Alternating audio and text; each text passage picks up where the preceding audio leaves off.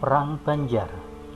Perang ini dilatar belakangi oleh Belanda yang ingin menguasai kekayaan alam Banjar serta keikut campuran Belanda dalam urusan kesultanan. Akibatnya, dari Belanda yang mengurusi urusan kesultanan, rakyat yang dipimpin Pangeran Hidayatullah dan Pangeran Antasari melakukan perlawanan terhadap Belanda sekitar tahun 1859. Serangkaian pertempuran terus terjadi hingga Belanda menambahkan kekuatan militernya.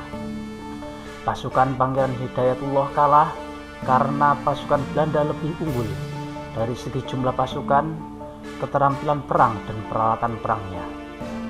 Perlawanan rakyat Banjar mulai melemah ketika Pangeran Hidayatullah tertangkap dan dibuang ke Pulau Jawa. Sementara itu, Pangeran Antasari masih melakukan perlawanan secara gerilya hingga ia wafat. Perlawanan Pattimura itu dilatar belakangi oleh beberapa faktor. Di antaranya, yang pertama, tidak ingin Belanda kembali ke Maluku. Yang kedua, pada tahun 1810 sampai 1816, Hindia Belanda termasuk Maluku dikuasai oleh Inggris. Yang ketiga, aturan-aturan yang menindas seperti kerja paksa dan monopoli cengkeh, lada, dan pala. Yang keempat, menetapkan pajak tanah atau land rental yang terlalu tinggi, sehingga hal ini menyengsarakan kehidupan rakyat. Yang kelima, memindahkan penduduk untuk dijadikan tenaga kerja rodi, serta permasalahan pelayaran hongi yang dianggap terlalu merugikan rakyat, karena banyak pertanian rakyat yang dibakar. Kemudian, jalannya perlawanan. Diawali pada 15 Mei 1817, rakyat Maluku membakar perahu-perahu Belanda sebagai ungkapan perlawanan dan protes. Kemudian pasukan Pattimura menyerang benteng Dürstede, kemudian berhasil menduduki. Kemudian pada tahun 1817, Belanda mengerahkan pasukan untuk menangkap Pattimura. Karena menerapkan taktik gerilya dan banyak didukung oleh kondisi alam yang masih terdiri dari hutan-hutan lebat, sehingga hal ini menguntungkan bagi pasukan Pattimura bersembunyi. Sehingga hal itu menyulitkan pemerintahan kolonial Belanda untuk menangkap. Sehingga pada akhirnya Belanda menawarkan hadiah 1000 gulden kepada siapa saja yang mampu menangkap Pattimura, serta 500 gulden bagi yang berhasil menangkap para pengikutnya. Akhirnya pada November 1817, Belanda dapat menangkap Pattimura beserta teman-teman, diantaranya Anthony Ribot, Thomas Patiwell, kemudian Raja Thieu. Dan akhirnya pada 16 Desember 1817, Pattimura dihukum mati di tiang gantungan di Ambon. Kemudian perlawanan yang kedua adalah yang dilakukan oleh Pangeran Diponegoro. Perlawanan ini disebabkan oleh beberapa hal. Yang pertama, akibat campur tangan pemerintahan kolonial Belanda terhadap urusan pemerintahan Kesultanan Yogyakarta. Yang kedua, para pejabat kesultanan diperlakukan sebagai bawahan pemerintahan kolonial. Yang ketiga, penetapan pajak oleh pemerintahan kolonial Belanda terhadap Kesultanan Yogyakarta yang membuat rakyat semakin menderita. Yang keempat, ini sebab khusus atau sebab pemicu, yaitu pemasangan patok-patok batas pembangunan jalan kereta api yang melewati tanah leluhur Pangeran Diponegoro.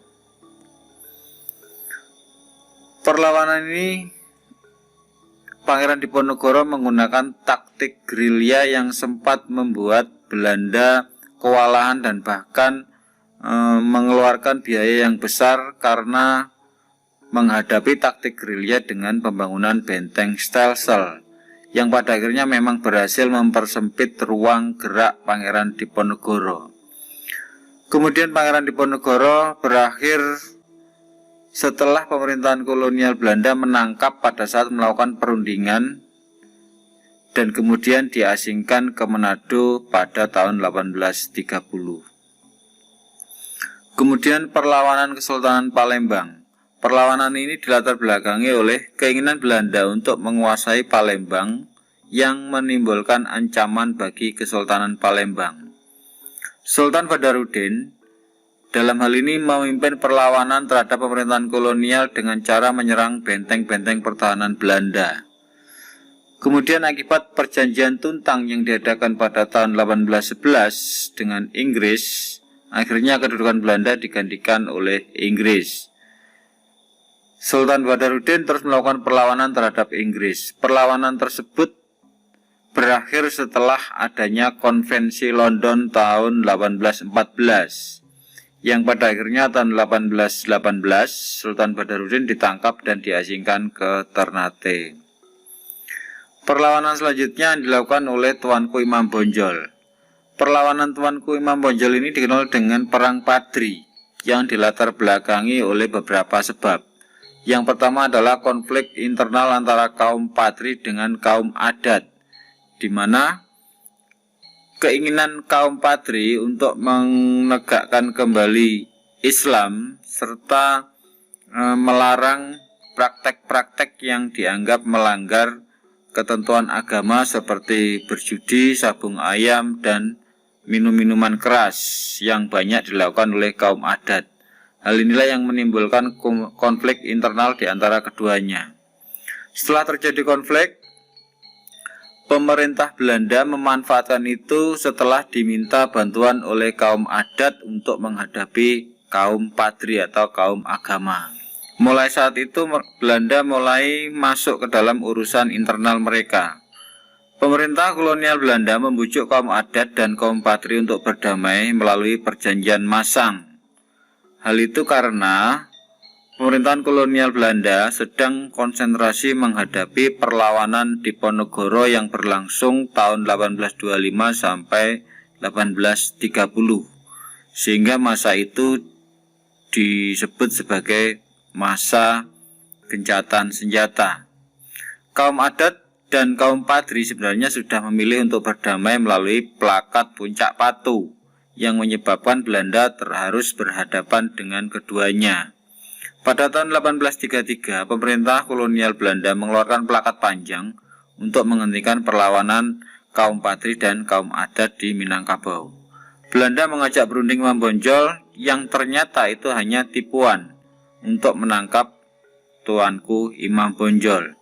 Sehingga pada tahun 1839, Imam Bonjol meninggal dalam pengasingannya setelah ditangkap di Manado. Kemudian Perang Aceh. Perlawanan rakyat Aceh dilatar belakangi adanya keinginan Belanda untuk menjadikan wilayah Aceh sebagai bagian Pak Nederlandika, yaitu bagian dari pemerintahan kolonial Belanda di Nusantara.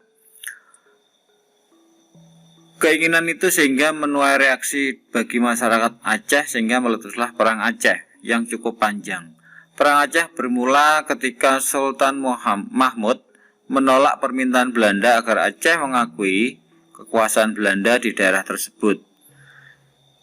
Sultan Mahmud wafat setelah terkena penyakit kolera yang kemudian digantikan oleh Tuanku Muhammad Daud Syah dengan gelar Sultan Ibrahim Mansur Syah yang memerintah tahun 1875 sampai tahun 1907.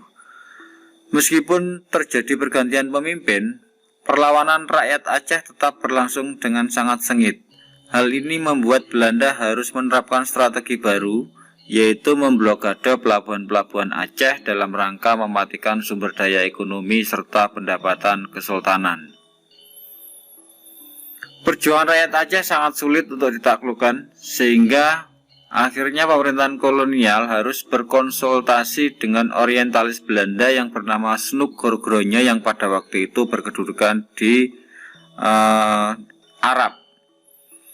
Belanda menerima saran Snoek Gorgronje setelah melakukan penelitian untuk mengetahui letak kelemahan perlawanan rakyat Aceh, yang tidak lain adalah ditemukannya solusi untuk mengadu domba antara kaum bangsawan dengan kaum ulama. Inilah yang menjadi kekuatan mereka. Kemudian pada tahun 1903, pasukan Marsose yang bertugas menghancurkan kantong pertahanan rakyat Aceh dengan cepat menewaskan Teku Umar. Perlawanan rakyat terus berlanjut yang diteruskan oleh istri beliau yang bernama Cut Nyak Dien. Pada tahun 1905, Cut Nyak Dien ditangkap dan diasingkan ke Sumedang. Perlawanan selanjutnya adalah perlawanan rakyat Batak yang dipimpin oleh Sisingamangaraja ke-12. Perlawanan Sisingamangaraja ke-12 ini dilatar belakangi oleh beberapa sebab. Yang pertama adalah sikap Belanda yang menginginkan wilayah Tapanuli menjadi bagian dari wilayah kekuasaannya. Kemudian yang kedua, penyebaran agama Nasrani yang dilakukan oleh para Zending juga menimbulkan perlawanan penduduk setempat. Tahun 1894, Belanda melakukan serangan ke pusat pemerintahan kerajaan Batak di Bakara. Sisingamangaraja ke-12 berhasil lolos dan melarikan diri ke Dairi Pakpak. Kemudian tahun 1907 Belanda kembali melakukan serangan dan menangkap anggota keluarga Sisingamangaraja ke-12, tapi beliau tidak menyerah dan terus melanjutkan perjuangannya. Pada tanggal 17 Juni 1907, akhirnya Sisingamangaraja ke-12 tewas dalam pertempuran di hutan Simsim. Perlawanan selanjutnya adalah perlawanan kerajaan-kerajaan yang ada di Bali, yang dilatar belakangi adanya hukum adat yang dikenal dengan hak tawan karang. Hak tawan karang itu adalah kerajaan Bali berhak menyita kapal-kapal asing yang mendarat tanpa izin. Kebetulan 2 kapal dagang Belanda itu ditahan atau terkena oleh hak tawan karang. Kemudian perlawanan ini dilakukan oleh 2 kerajaan yang ada di Bali, yaitu Kerajaan Karangasem dan Kerajaan Buleleng, yang tokoh-tokohnya adalah yang pertama Raja Buleleng yang bernama I Gusti Ngurah Made Karangasem, yang kedua I Gusti Ketut Jelantik. Raja Buleleng dan I Gusti Ngurah Made Karangasem dan I Gusti Jelantik membalas tipu daya Belanda dengan merampas kapal Belanda pada tahun 1844. Pada 15 April 1849, Belanda berhasil menguasai benteng Jagaraga dalam Perang Puputan. Dari perlawanan-perlawanan serta aktivitas kolonialisme yang dilakukan oleh bangsa Eropa itu membawa dampak bagi perkembangan politik, sosial, ekonomi maupun budaya bagi rakyat yang ada di Nusantara.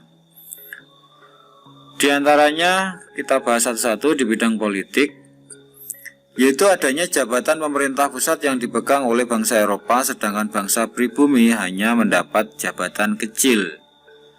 Kemudian di bidang hukum, penggunaan istilah-istilah hukum berbahasa Belanda masih dapat kita temukan dalam hukum Indonesia, misalkan onslaught yang istilah lepas dari segala tuntutan hukum.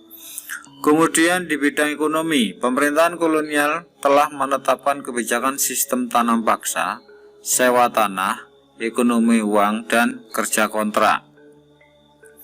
Di bidang sosial, pengaruh kolonialisme di bidang sosial dapat kita temui dalam bidang pendidikan, gaya hidup, serta bahasa. Hingga saat ini, penggunaan kosakata Belanda atau Portugis ada yang diserap ke dalam bahasa Indonesia, seperti bahasa Belanda backleading atau bengkel, dan bahasa Portugis misalkan mentega untuk mentega. Kemudian di bidang budaya, dalam bidang arsitektur terdapat gaya arsitektur Indische atau Indis, yakni bangunan perpaduan gaya asli Indonesia dengan gaya kolonial Belanda. Sekian bahasan kita hari ini tentang perlawanan bangsa Indonesia terhadap pemerintahan kolonial.